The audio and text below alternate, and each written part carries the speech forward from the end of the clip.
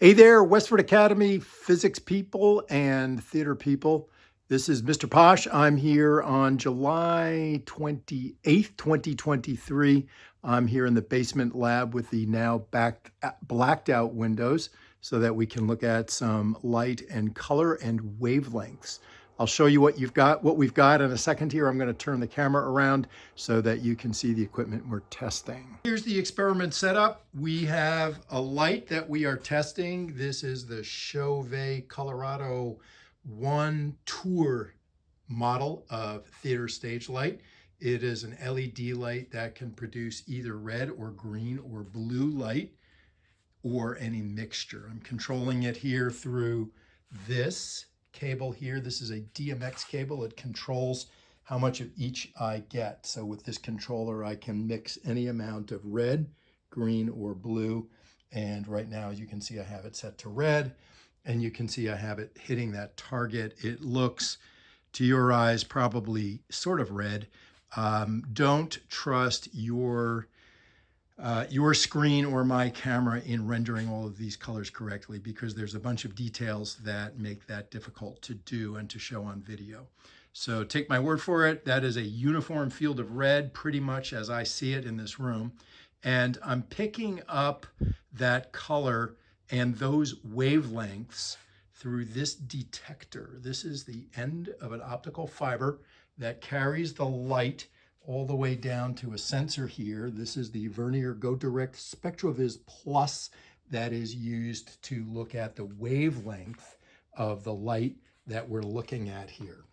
In fact, right now I have a graph of wavelength along the bottom axis and intensity on the left side axis, on the y-axis. So we're looking at intensity versus wavelength. Right now we have a big spike right around, I looked at it earlier, I forget what it is. It looks like it's about 638, I think, if I remember correctly. And that is what the red light looks like in terms of wavelength. I'm going to park the camera here in this holder so I can show you some other colors and their wavelength.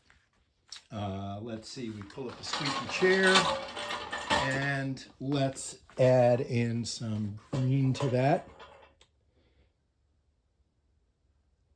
You should see that register on the wavelength scale. We should see a little hump of green there joining in.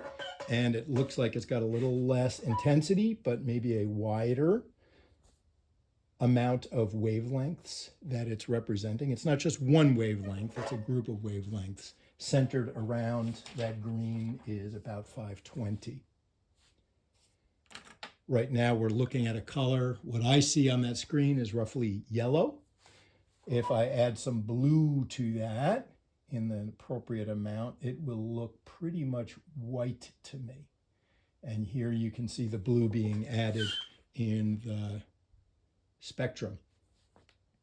What's interesting is we don't have all wavelengths represented here, yet the color looks white. So why is that? That has a lot to do with our color vision and how we mix this whole graph worth of wavelengths into one perceived color. Actually, color requires a human to interpret it. There really is no such thing as color in the physical world. It's all about wavelengths if we're talking about physics, and it's all about color if we're talking about human visual system and our perception. To show you an example of something comparable, even though this is something you would perceive as white, there's other things that you would perceive as white also. For example, this morning I did this graph. This was just sunlight bouncing off the same white board that you saw in my test setup here. So when you shine sunlight on that, you get a pretty even distribution of all wavelengths. Looks like it tails off a little bit on the left side and the right side. I guess that's expected. I don't know. I bet if I did sunlight on various days, I would get various results. And I should also mention here too, that I'm showing you the wavelengths that are roughly visible to you as a human. So that ranges from about 400 to about 700 nanometers. So that's a little bit about light and color, and it's a little bit about what you get out of the stage light. If you want any other color, you can mix them into different mixtures.